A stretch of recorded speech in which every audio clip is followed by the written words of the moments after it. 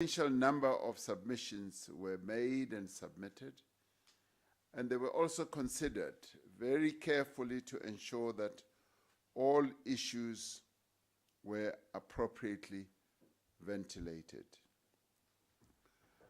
I'm rather glad that this time round, as we were consulting on this constitution, there were no disputes, there were no disagreements about language. I often take people back into history and say, as we were negotiating our constitution, 1996 constitution, if you want to call it that, there were a number of issues that became major disputes. Language was one of those. Education was one of those. The right to strike was one of those. And this time round, having consulted and having gone throughout the country to consult on this bill, there's been no dispute. There's been no suggestion that we could even go to an ugly process of voting differently, even in Parliament. So this has been a great achievement to recognize sign language and to do so unanimously, all of us, as we had the report being put forward. It has indeed been a long journey to get to this point. It's taken years, and I am sorry that it has taken as long as it has. But maybe one could say that the years that it has taken meant that it was being given careful and serious than never. So we are here now, and now today we are signing into law a bill that will give us the 12th official language. Having sign language recognized as an official language will address many, many other challenges that we have faced, but a section of our community has faced. It will resolve issues of access to education, economic and other social opportunities, as well as public participation. People with hearing impairments will be able to access more services in our country. They'll be able to have public information and a host of other opportunities that have hitherto been very difficult for them to access or have been closed to them. Official recognition is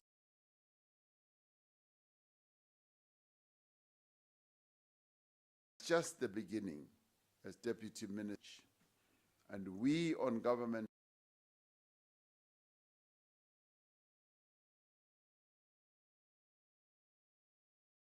side, as you had the Deputy Minister say, we are going to ensure that it is only end up with the interpretation that you all see happening here on stage. It should immediately filter into various other aspects that affect our lives as South Africans. It has to be standardized to collapse various geographical dialects into one standard official version, which is the remit of the PEN South African Language Board. The fact that the first comprehensive electronic language dictionary has already been developed demonstrates the enthusiasm to develop this language. The PEN South African Language Board has already convened its first workshop on lexical and grammatical standardization, and the recommendations of the report produced are currently being enacted. The next level of standardization workshop will convene in the last quarter of this financial year and will again include all relevant stakeholders. It is reassuring, therefore, that even prior to the signing ceremony, processes to institutionalize sign language had already begun. The Department of Basic Education, for example, already provides teaching and learning for deaf learners. Educators in schools are regularly undergoing training on sign language, and we have learners who have completed matric using sign language. Specialized schools for the deaf have to be increased in the country, and I have often met people who communicate through sign language saying they want to see more and more schools for deaf people. And this is something that we are going to do. And those schools that we now have already been provided with qualified personnel. It is also crucial that there are sign language interpreters to enable access to services for people who cannot hear or hear properly.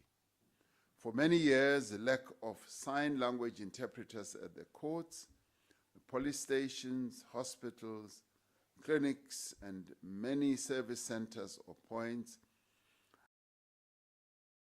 have been compromising access to justice for victims of violence, including victims of gender-based violence and many other crimes.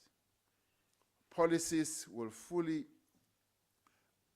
resourced implementation plans are indeed required to realize the constitutional ideal of multilingualism.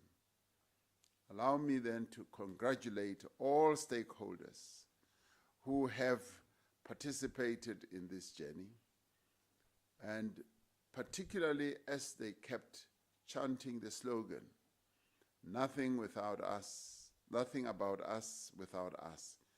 For all the efforts that you have made, we are truly grateful. Much as this has come late, it has finally arrived. This also includes the efforts that have been made by the Portfolio Committee in Parliament, the various government departments, as well as every role player on this great milestone that we have achieved today. Yesterday, we commemorated 105th birthday of the father of our nation. One of his most famous quotes was, "I have cherished the ideal of a democratic and free society in which all persons live together in harmony and with equal opportunities." The signing into law of this bill today brings us all the more closer to the ideal that Madiba articulated. And so today is a great day, and I thank you all for being here, for helping me not to have a lonely process of signing a bill into law. Today I have company, and happy company indeed, and thank you. So thank you all. Thank you. Thank you.